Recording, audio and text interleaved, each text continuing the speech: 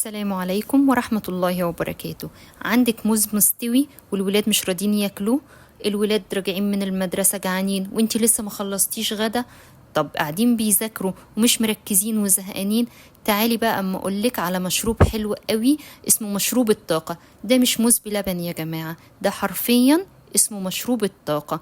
بس قبل ما نبتدي، أنا اسمي حورية من قناة شوكة وسكينة. لو أول مرة تشوفيني تعالي انزلي اعملي اشتراك في القناة وفعلي الجرس عشان يوصلك كل جديد إن شاء الله. وما تنسيش تعملي اللايك بتاع الفيديو.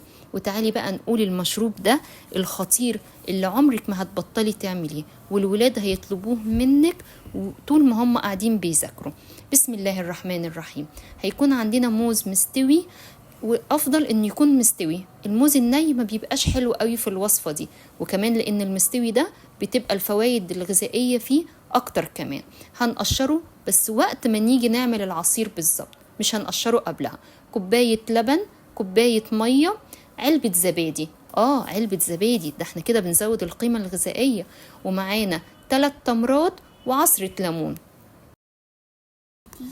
السكر بقى يا جماعة هنضيفه على حسب الرغبة، عايزاه مسكر عايزاه مش مسكر قوي براحتك، وممكن تضيفي عسل كده هنرفع القيمة الغذائية بتاعته اكتر كمان. طيب احنا ليه بقى بنقول ده مشروب الطاقة؟ لان الموز مفيد جدا، فيه سعرات حرارية قليلة قوي. الموزة الواحدة فيها من 100 ل 150 سعر حراري بس، فبالتالي بتبقى سهلة الهضم قوي وسريعة كمان. طيب ايه المعادن الموجودة فيه؟ موجود بوتاسيوم، والبوتاسيوم ده مهم جدا، بيمنع احتباس المية جوه الجسم، يعني ما بيخليش الجسم يملى مية، وبيساعد على التركيز وان الاطفال يتذكروا المعلومات كويس وهم بيذاكروا. عشان كده احنا بنقول عليه مشروب الطاقة. وبيرفع القيمة وبيرفع المناعة ليه؟ لان فيه مضادات اكسدة وفيه فيتامين سي. كمان هو سهل الهضم قوي، لو في حد عنده اي مشكلة في الهضم هو بيحلها ان شاء الله. هنحط بقى كمان كوباية اللبن، ولو هنعمل بزبادي يبقى ممكن نستعمل مية. مش هنعمل بزبادي يبقى ممكن نعمل بلبن بس. انا هنا حطيت نص كوباية بس على حسب الكمية اللي انتي هتعمليها. بعد كده هنحط 3 تمرات، والثلاث تمرات دي بتكون مقشرينهم وشايلين النوى منهم. وطبعا التمر يعني احنا عارفين قد ايه القيمة الغذائية اللي موجودة فيه. هنحط عصرة ليمون صغيرة عشان ما يسودش لو تسيبناه شوية.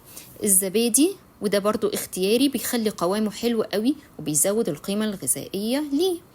مش عايزة تحطي زبادي مفيش مشكلة، هو اصلا كله فوائد. وبعدين هنحط السكر وهنضربه بقى كويس قوي قوي عشان التمر يبقى ما يبانش واحنا بنشربه. كمان الزبادي يبقى مخلوط كويس.